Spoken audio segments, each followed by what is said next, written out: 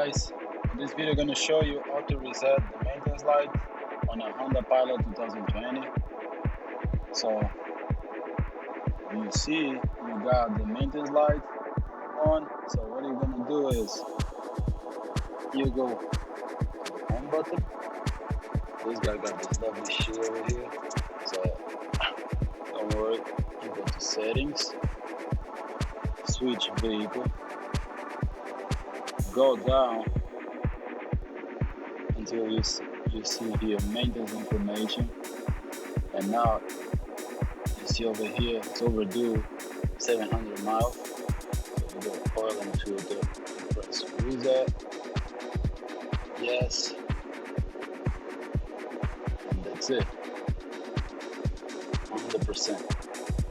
So now you can go back, home, you can go to the music system, and right now you here, you can see your maintenance light for life 100%, and then you see the message.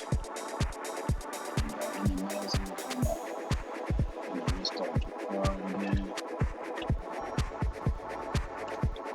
And that's it. No more lights. Thank you for watching.